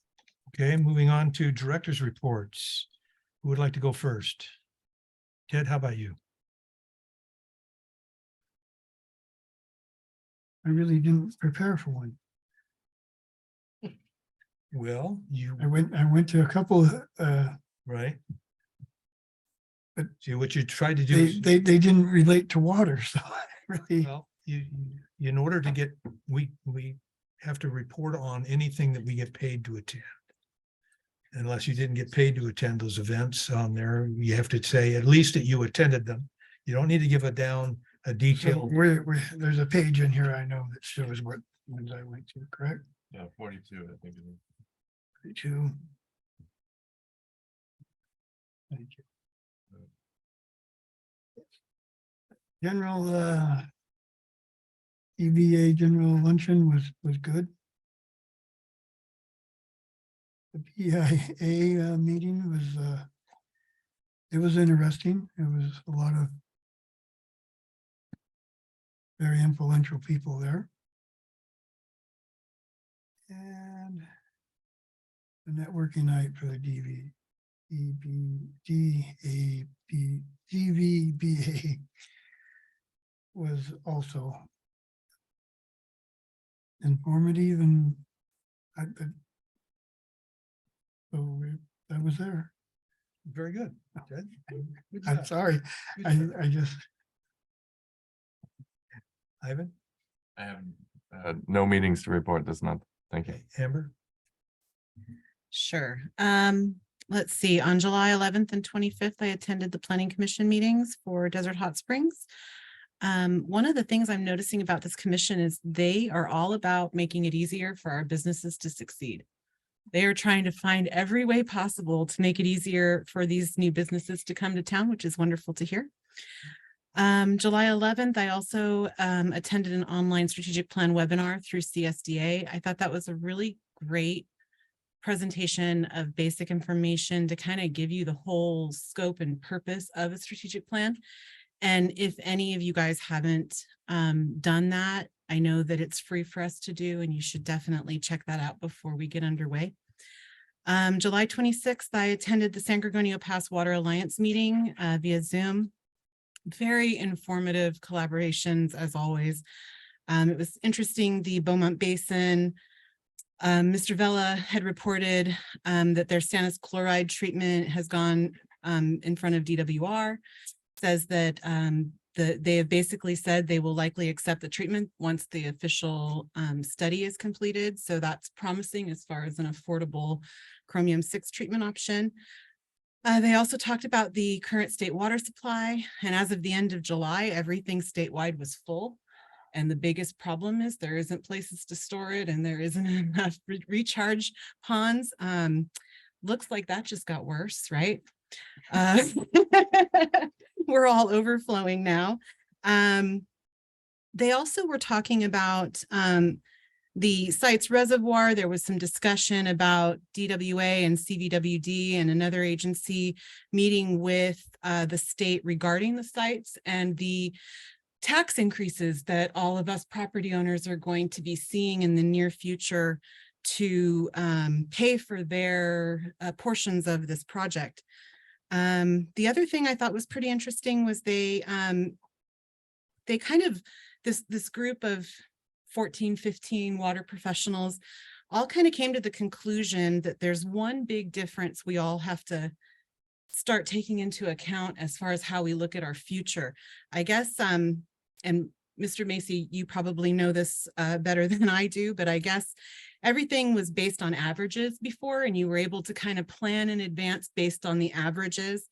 And something that they're all agreeing on is that that model no longer works. We cannot base on the averages anymore, and we've got to try and look at 5 years in the future based on what we saw over the last 20 years. So that was an interesting change in the conversation as far as how we can look together in the future. They also said that as a region, the only way we're going to succeed is to collaborate our war chests for the future. And I I can't help but feel so heartbroken when I attend these because I don't feel we have that kind of community in our local water districts to feel that type of collaboration and war chest that will help our community. I hope in the future that changes, but it certainly hasn't felt like that lately. The other thing that they talked about was the growth, and the population growth is really pushing east. And they noted 4 cities, Banning 16% population increase last year, Calamasa 15%, Beaumont 11%, and DHS 10. So we made the top 4 for Riverside County. And infrastructure is going to be a part of that. And that's a big part of the conversation. Aside from that, I think that's it. I think that was all that I attended. Yep, I'm done. Thank you. That's good. Robert? Oh, God, July 5th. So I have to say that last Friday feels like a month ago, given everything we've been through. So this just seems like a year ago. It's July 5th, the DWA meeting, they discussed the new rates for taxes and recharge fees. I know that Director McKenna had already announced the tax rate was dropped by 2 cents per $100 of assessed value. The recharge fee went up by $20 an acre foot to $195 an acre foot. And I just want to remind everybody, this is the fee that we get charged for what we pump, not for what we receive. Important to know that. So we're going to constantly get that, whether we get water or not. They also approved adding their monthly security tests to the list of approved compensable items. These tests take about 15 to 30 minutes. So board members get paid close to $400 for 15 to 30 minutes, which is kind of nice. Directors' comments are always a blast. I generally try to refrain from disparaging comments, but I just have to say, I'm kind of a little tired of the constant criticism that we get from Director Steve Gracia. I know you'll assault me on social media for this, but I really don't care. Went on his typical rant about MSWD and stated that he wants better relations with us, and then at the same time, badmouth the staff. So that's where you get the expression, the white man speaks with forked tongue. Claims that putting our DWA charges on the bills meant to defame DWA. It's actually not. It's to be transparent on what portion each ratepayer pays for the rack fees that we pay for pumping water out. Also attended the CSDA webinar on strategic planning with Director Duff. I did not see here, we had our cameras off, they asked for that. So July 11th CBWD meeting, they agreed to submit their proposals for component 2 of the U.S. Bureau of Reclamation Lower Colorado River Basin Conservation and Efficiency Program, a voluntary reduction of up to 35,000 acre feet a year for 3 years. And the recycled water expansion project and golf course conservation program was included in that. Their levy is 11 cents per $100 of assessed value, and they did a contract for construction of 2 monitoring wells for the salt nutrition management program. Also authorized purchase of 25 electric fleet vehicles, which anyone who has paid attention when we have talked about this is that people sometimes they're ordering them in advance to get that credit, the tax credits, even though they probably will not get those vehicles for quite some time. Other meeting I did was DWA. That was a notable item was adoption of the rate stabilization policy and drought rate policy. And I didn't write a whole lot of notes about that one, so it wasn't too monumental. That's all I got. Okay, thank you. On the 5th, I attended a city council meeting. There was a budget presentation. Also an interesting appointment to the Public Safety Commission.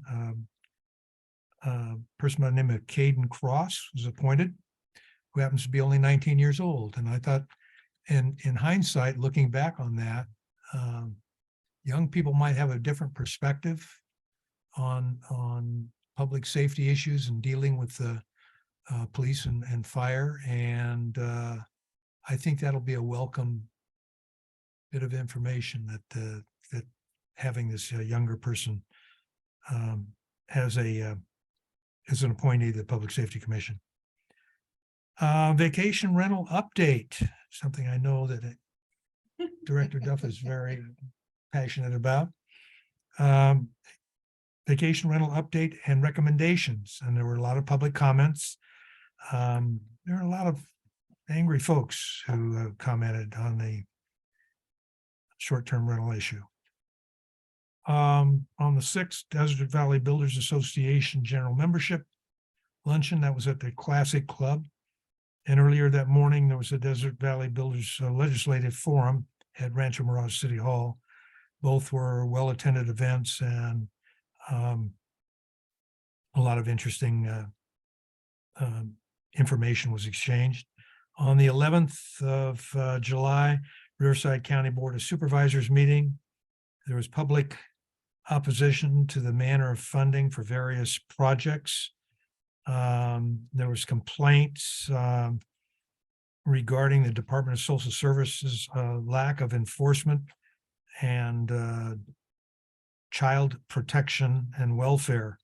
They felt that a lot of people in the community felt that the DPSS wasn't doing their job. On the 12th, VIA and networking night at Acrisure Arena. It's the first time I've been to the Acrisure Arena. Very impressive. It was, saw a couple of people I hadn't seen in a while, Brian Nastandi. I had a nice chat with him. On the 18th, Riverside County Board of Supervisors meeting, interesting presentation by the fire department on several fires in the county, the Raish Fire, the Highland Fire, and the Rabbit Fire. And the most interesting thing for me, or at least the one I could really sympathize, was I can't imagine fighting a fire in this heat. That's my hat's off to the fire department. There's a public hearing on the special assessment and liens against parcels of land. And there was an appeal of a refund tax claim, which was denied.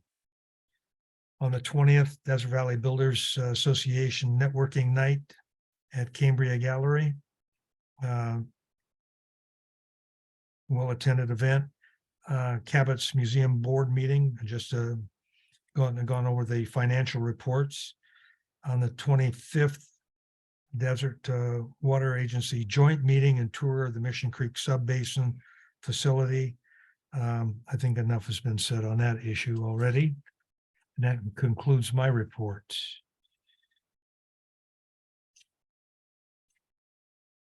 Moving on, we didn't get a financial report. We're going to get that. And We are prepared to give both the financial report and public affairs report, or we can do it next month. All the information. let's do is it next included. month. Everything We've got is another included. meeting following this Absolutely. one. We'll do it next month. Yeah. Okay. District Council comments, anything from our attorney?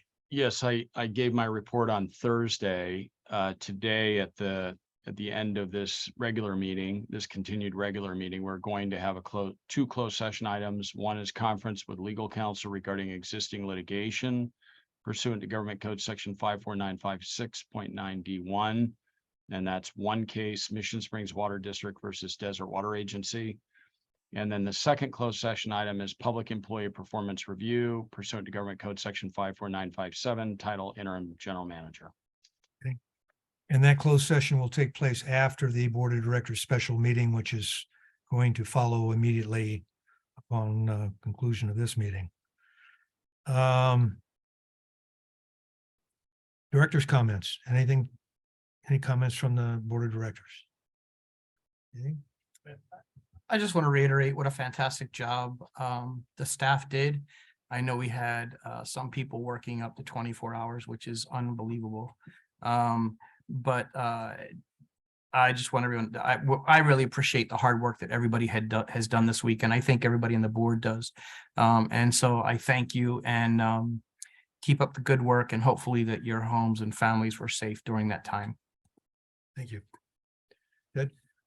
Yeah, I just want to say that out of 14,000 customers, having only 205 without water, and they really were without water, but having a problem with their water service, given the severity of the storm, isn't such a bad thing. Now, having 205 customers having that problem is a bad thing, but given the severity of what was going on, I think the district did very well on the damage and getting out there to fix it. My next thing is landscaping. You can't tell me one thing one day and then a month later tell me something different. What is going on, interim general manager Macy, with our landscaping? All the trees and bushes and everything that we saw down at the Desert Crest treatment plant, are all those going to be replaced? Are they going to be replaced? Yes. No. No. The tree that you saw that was dead that we discussed openly here. You answered my question so far. Don't we have an agreement with that park? I'm not aware of any agreement. All looking nice and squared away, so it looks good for our neighbors? I'm not familiar with any. Okay. And all the trees that were around the tanks are, I'm sorry, the tanks up there, the reservoirs, are they going to be replaced? I believe we're cleaning up all the dead material that is there. Replacing it was not part of our contract with them. But it was an agreement maybe when they were first put in with the city?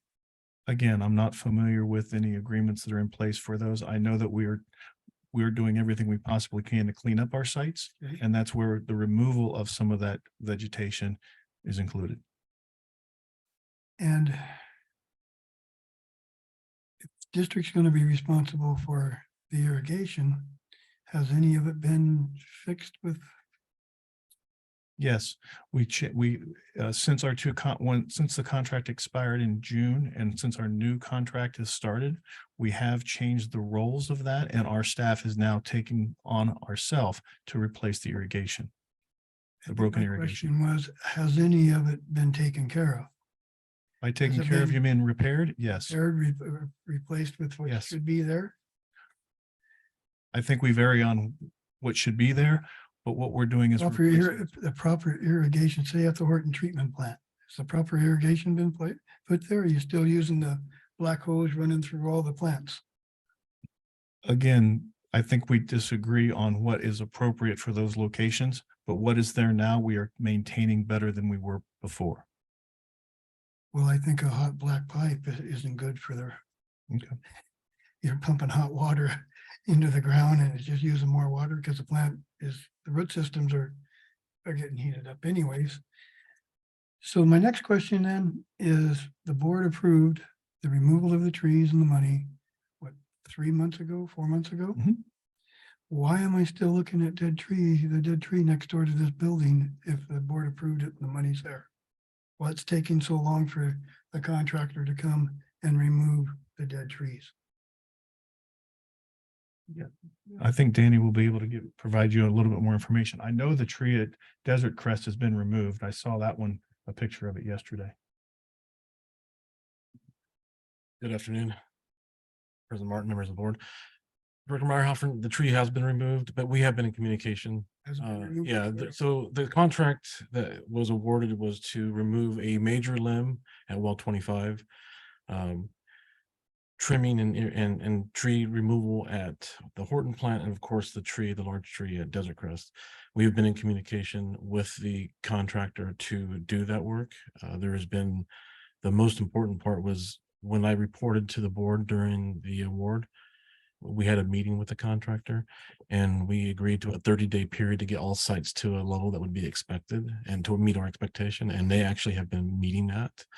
Reporting on a daily basis, a weekly basis, getting sites cleaned, explanation as to when we can get out there and start the tree removal. We have been in communication. So that's not been on the contractor. That's been just joint coordination. So we wanted some other areas addressed first. They've addressed DC, Desert Crest, and now they'll be addressing the rest. And they also addressed well 25, and they'll be addressing the Horton plant, which is the remainder. The tree that you speak of here next door was never part of that. And that's something that staff can do. We've just had some other priorities to take care of, but I'll make sure to go ahead and look into that.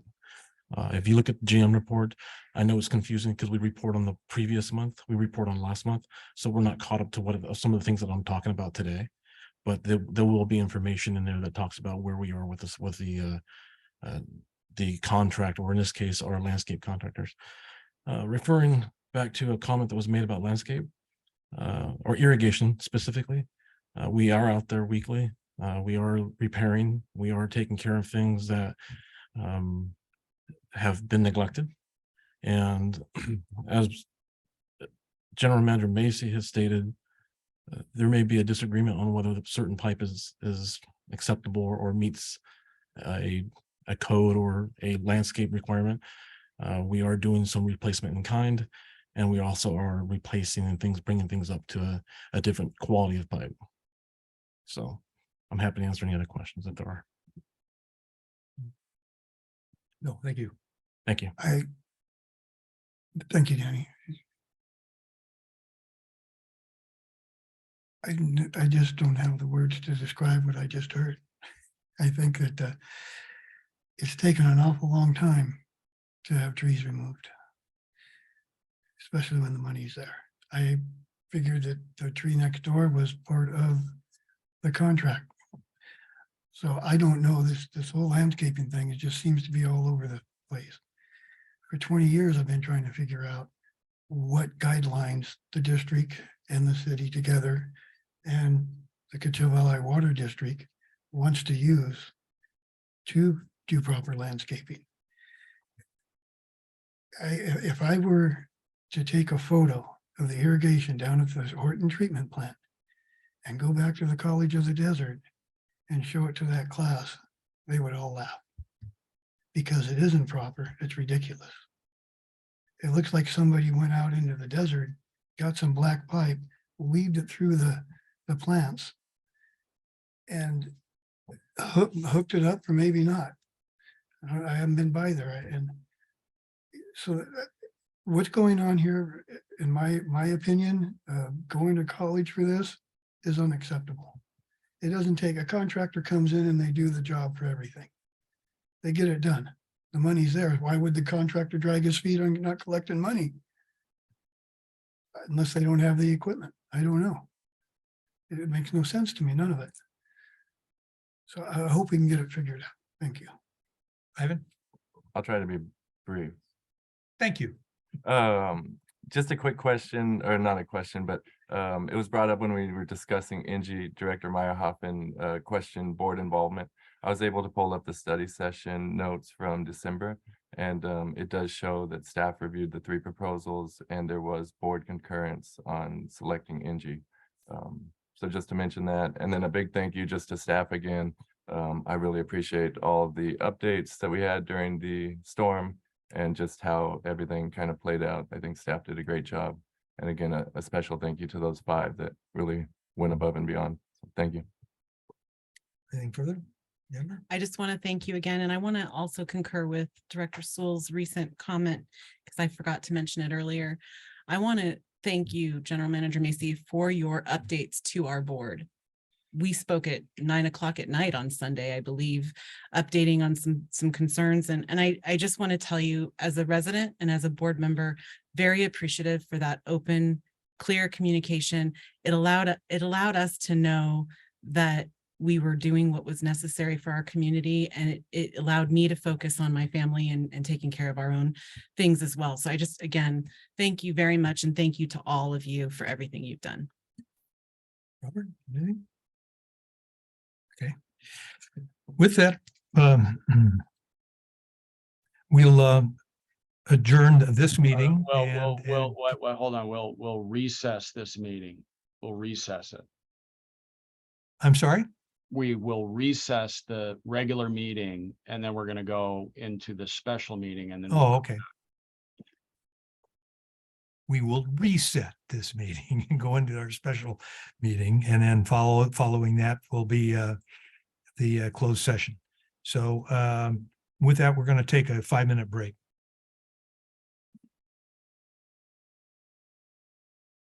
Call to order the Board of Directors special meeting for Wednesday, August 23rd. We have a roll call, please. Director Meyerhoffen, Present. Director Griffith, Present. Director Duff, Present. Vice President Sewell, Here. President Martin. Here. Thank you. We have quorum. Okay, item 2, announcement and verification of remote meeting participation pursuant to AB 2449 or GC 54953 subsection B. Everybody's here, so that doesn't apply. Any members of the public wishing to comment? There's no public present. Okay. Item 5, resolution 2023-20 proclaiming a local emergency. It's recommended to adopt resolution 2023-20. Brian? Thank you, President Martin. The item you have in front of you is declaring a local emergency. This is related to what happened over the weekend. Typically, when we go after grant funding, one of the things that they ask is, have you passed a resolution? It's consistent with what the state has done, the county, and various other communities, like the Coachella Valley. That's the conclusion of my report. Okay. Any questions from the board? No. Amber? Robert? No. No? Wow, okay. With that, I will entertain a motion to approve resolution 2023-20 proclaiming a local emergency. So moved. We have a second. Got a motion and a second. Roll call vote, please. Director Meyerhoffen, Yes. Director Griffith, Aye. Director Duff, Yes. Vice President Sewell, Yes. President Martin. Yes, Thank you. Motion passes. okay. General manager's comments. None at this time. Thank you. Okay, director's comment. Any director's comments? No? Okay, with that, the meeting is adjourned. Now we'll go into closed session. So. Okay, John, take it away. Okay, so the board met in closed session. The first item was conference with legal counsel regarding existing litigation pursuant to Government Code Section 54956.d1 that involved Mission Springs Water District versus DWA. There was no reportable action taken. And the second item was public employee performance review pursuant to Government Code Section 54957 related to the interim general manager. There's no reportable action taken. Okay, with that, this meeting is adjourned. Thank you, everybody.